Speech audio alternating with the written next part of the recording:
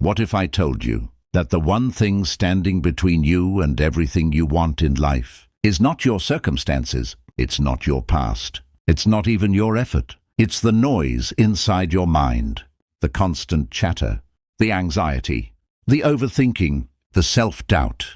What if all of that could be silenced? And in that silence, everything you've ever wanted could finally find its way to you. Today, I'm going to show you exactly how to do that. Stay with me. Welcome back to Powerful Mindset, the channel dedicated to helping you unlock the life you were born to live. I want to start with a question, and I want you to really sit with this. When was the last time your mind was completely quiet? Not distracted by a podcast, not scrolling, not planning tomorrow or replaying yesterday, just still. For most people, that answer is uncomfortable, because most people can't remember. And here's the truth that modern science and ancient wisdom both agree on. A mind that never rests is a mind that never receives. Think of your mind like a radio receiver. Every single day you're trying to tune into the frequency of abundance, health, love, success, but there's so much static, so much fear, comparison, stress, doubt, that the signal can't get through. Manifestation isn't magic. It isn't wishing on a star and waiting. It is the deliberate practice of aligning your inner world with the life you want to create. And relaxation, true, deep, intentional relaxation, is the most powerful tool you've never fully used. Today, we're going to change that. I'll walk you through 5 profound principles that combine neuroscience, psychology, and timeless mindset wisdom. These aren't theories. These are practices, things you can apply starting tonight. Before we go further, if this is the kind of content that lights you up, take 2 seconds and hit that like button. It tells YouTube this content is worth sharing, and it helps this community grow. Thank you, genuinely. Now let's dive in. Principle number 1. Your brain can only manifest when it feels safe. Let's start with science. Your brain has 2 dominant operating modes. The first is called the stress response, or what scientists call the sympathetic nervous system. When you're in this mode, your brain is in survival mode. Cortisol is flooding your body. Your focus narrows. Your creativity shuts down. Your prefrontal cortex, the part responsible for vision, problem-solving, and intentional creation, goes offline. In this state, you cannot manifest anything except more stress. And here's what's terrifying. Most people are living in this state every single day. The second mode is called the parasympathetic nervous system, or what some call rest and digest. In this state, your brain waves shift. You move from the high-frequency beta waves of anxiety into alpha and theta waves, the frequencies of creativity, intuition, deep learning, and receptivity. And here is where manifestation becomes real. Dr. Joe Dispenza, one of the world's leading researchers on mind-body transformation, has studied thousands of people who've healed illnesses, attracted opportunities, and radically changed their lives. And what he found in every single case was the same starting point: a decision to become the master of their inner state, not their outer circumstances, their inner state. I want you to think about that. You've been trying to change your life by changing your environment, your job, your relationship, your city. But the research says change starts inside, in the frequency you're broadcasting. Here's an analogy that changed my thinking completely. When a radio tower broadcasts a signal, it doesn't wonder if the receiver will pick it up. It just transmits consistently, clearly, without doubt. Your mind works the same way. When you are in a relaxed, open, expectant state, you transmit a coherent signal. The universe, or if you prefer, your subconscious mind, your reticular activating system, the social field around you, begins to align with that frequency. But when you're anxious, scattered, desperate, the signal is noise. So, how do we get into that state on purpose? That's exactly what we're building toward today. But first, drop a comment below and tell me, on a scale of 1 to 10, how relaxed is your mind on a typical day? I read every single comment, and I genuinely want to know where you're starting from. Principle number 2. Want it deeply. but hold it lightly. This is the principle that trips up almost everyone who gets into manifestation. And it kept me stuck for years before I understood it. Here's what most people do. They want something badly, a relationship, a promotion, a new home, healing. They think about it constantly. They write it down. They visualize it. They post it on their vision board. And then nothing happens. Or worse, the opposite happens. The relationship falls apart. The promotion goes to someone else. The money feels even further away. Why? Because desire fueled by desperation carries a very specific energy. It says, I don't have this. I need this. I am incomplete without this. And your subconscious mind, it doesn't hear the desire. It hears the lack. Think about this. Have you ever noticed that when you stop caring about something, when you let go, it suddenly shows up? You stop chasing the relationship and they call. You give up on the job and get a better offer. You walk away from the house and find the perfect one. That's not coincidence. That's the physics of energy meeting the psychology of non-attachment. The legendary author Neville Goddard taught this principle in the 1940s with a concept he called living in the end. He said, don't visualize yourself getting what you want. Visualize yourself having already received it. Feel the gratitude, the peace, the satisfaction, not the hunger, the fulfillment. There is a completely different emotional signature between I want this so badly and I'm so grateful this is mine. One repels, one attracts. Here's a practical exercise. Tonight, before you sleep, I want you to do this. Close your eyes, take 3 deep breaths, and then imagine the version of you who has already received what you want. Not in a frantic, desperate way, in a settled way, like you've had it for a year. It's normal to you now. What does that version of you feel like in their body? What does their morning look like? How do they carry themselves? Become that person in your mind first. Everything else is secondary. Principle number 3, stillness is not emptiness. It is a force. Most people think relaxation means doing nothing, but intentional stillness is one of the most powerful forms of action you can take. Let me tell you about Marcus Aurelius. He was the emperor of Rome, the most powerful man on earth for nearly 2 decades. He commanded armies. He governed an empire. He faced plagues, wars, betrayal, and loss. And yet, every single morning he sat in silence, writing, reflecting, not planning campaigns, not strategizing, just being present with his own mind in what we now know as meditations. A journal he never intended for anyone else to read. He wrote this: you have power over your mind, not outside events. Realize this, and you will find strength. This wasn't philosophy for Marcus Aurelius. It was survival. He understood something that modern psychology has since proven. The quality of your decisions, your relationships, your life is directly determined by the quality of your inner world. And the only way to cultivate a powerful inner world is to spend time in it. B-roll, person walking slowly in nature, leaves rustling. Now, I know what some of you are thinking. I've tried meditating. I can't do it. My mind won't stop. I hear you. And here's the truth. A racing mind during meditation is not failure. It is the practice.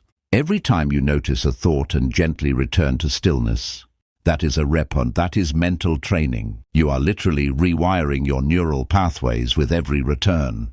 The goal is not a blank mind. The goal is non-reactive awareness, watching your thoughts like clouds passing through sky. You are the sky, not the clouds. Here's a simple practice I call the E3-5-7 breath method.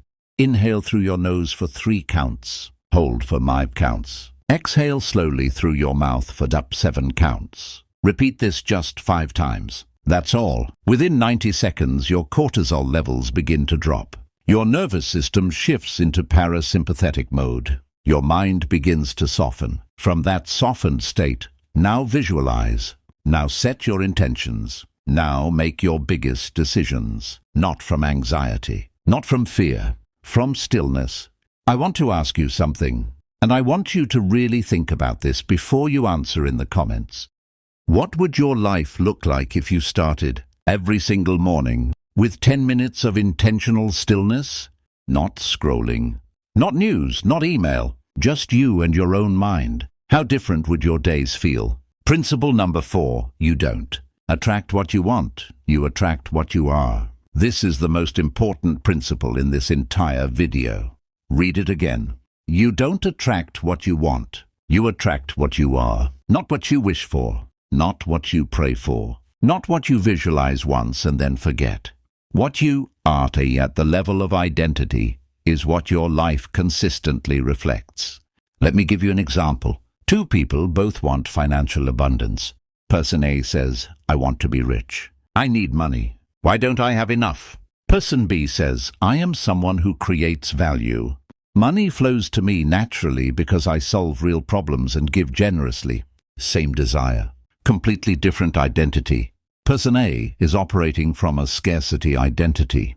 Their subconscious will find evidence everywhere to confirm that identity. Every bill, every setback, every missed opportunity. Person B is operating from an abundance identity. Their subconscious will filter their reality to find opportunities, connections, and ideas that confirm that identity. This is not mysticism. This is the reticular activating system, the filter in your brain that decides what information is relevant to you. It works like a search engine. Whatever you identify as becomes the search query, and your brain finds results that match it every single day. So the question isn't, how do I get what I want?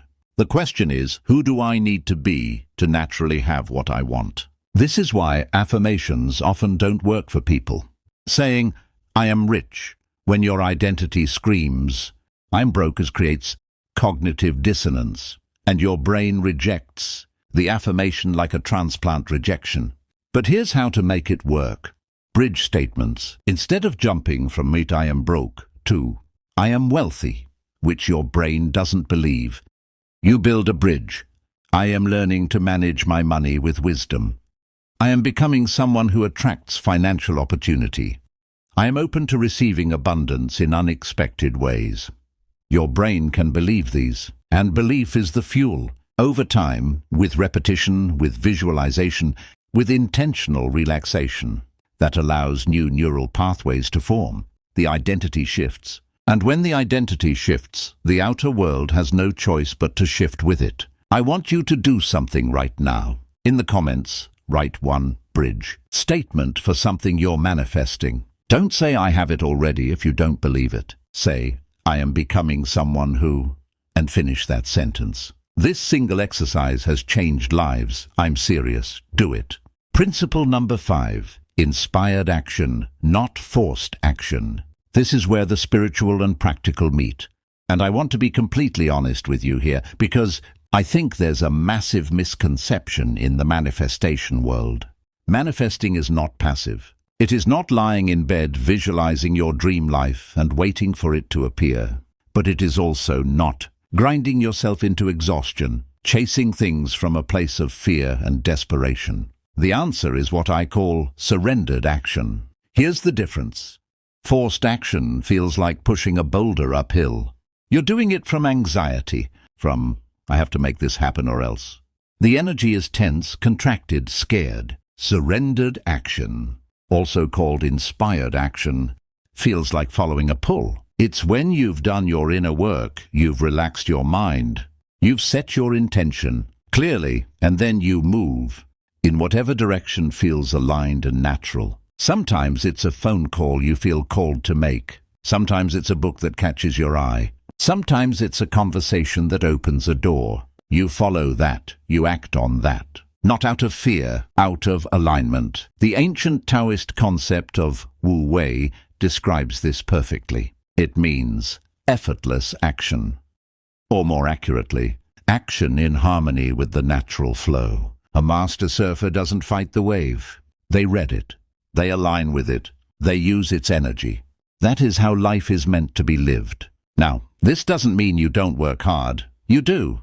You work deeply, with focus, with craft, with dedication. But you let go of the outcome anxiety. You do your absolute best work and then you release it. Like a seed planted in soil. You water it. You nurture it. And then you trust the process. You don't dig it up every day to check if it's growing. Ask yourself, what action have you been forcing in your life that you need to surrender? And what inspired action have you been ignoring because it felt too simple, too small, or too uncertain? That ignored impulse? Pay attention to it. The guided visualization, meeting your future self. I want to give you something before we close today. A short guided visualization. If you're driving or operating machinery, save this for later. But if you're safe to close your eyes for a few minutes, let's do this together. Find a comfortable position. Let your shoulders drop. Unclench your jaw. Let your hands rest open. Take a deep breath in through your nose. Hold it and release slowly through your mouth. Again, breathe in, hold, and release. One more time. Deep breath in and let it all go.